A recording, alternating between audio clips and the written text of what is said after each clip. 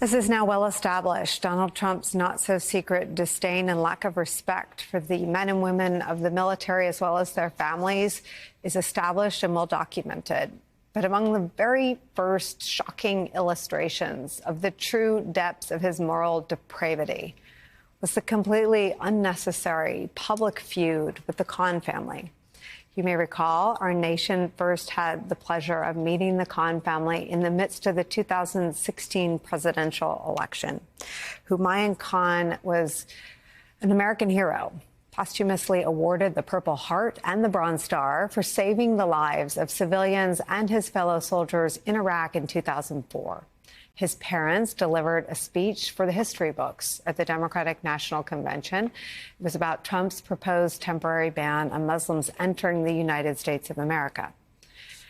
And for that, they became a target of Trump and targets of his supporters. It was one of the first indications that for Trump, there was no bottom, that nothing in American life was sacred, not even an American Gold Star family and their son.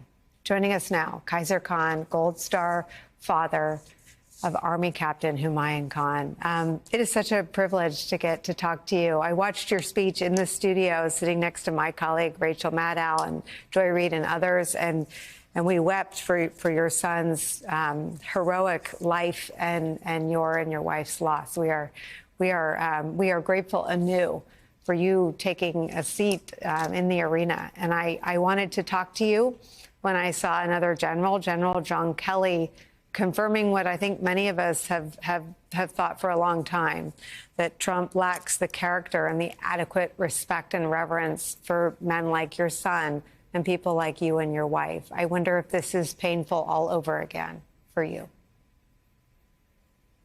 Nicole, thank you. I'm delighted to join you and speak with you. What do we expect of someone who thinks service can only be self-service? He has no concept, Trump has no concept of living and dying for others, as he has demonstrated.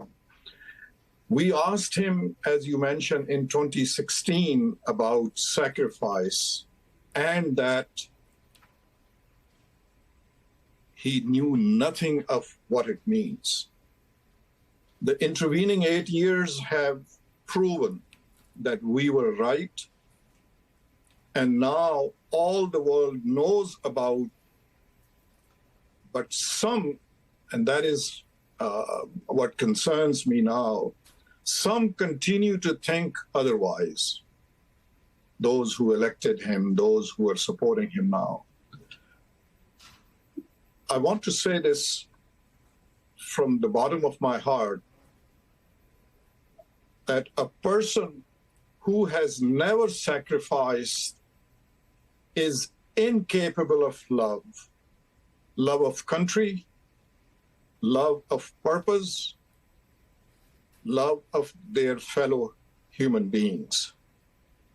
Trump is nothing but just appetite and ego. I wish to pay tribute to General Kelly and his family. General Kelly not only has served as General of Army of this country, but he is a Gold Star father as well. And to other military leaders that have served this country with distinction and with honor. We stand with you. This country stands with our generals, our armed forces, and we are saddened to hear the remarks that Trump had continued to make during when he was in White House and thereafter. That confirms our assessment that this person is incapable of leadership of a great country like United States. There is a difficult dynamic where those of us who have never served do not have the right to ask more of those who have. but your family made the ultimate sacrifice. And what is your wish for people like Chairman Milley and like John Kelly, who know firsthand that what you said was true, what you were attacked for saying was true? What is your hope that they do to make sure that all Americans understand Trump's fundamental lack of fitness to be the commander-in-chief? Well, it has already been said in your program that there comes a time when we need to stand for the cause that is so dear and near to us. Our military generals are the true asset of this country, and they need to stand and they need to loudly and firmly make sure that an individual like Trump is not even get close to the White House. They are speaking. I'm hopeful that they will speak more, and they will speak frequently, and they will speak loudly. Nicole, we know all too well the danger of Trump's violence and vitriol can cause. I and my family have gone through that. But we also know, in answering your question, just a footnote to it, we also know the love and care that we were surrounded by. I begin to lose my composure when I think of the amazing love and care that we were surrounded when we were attacked by Trump, by the men and women in uniform and their families. How can we be afraid? Now I'm speaking of our generals.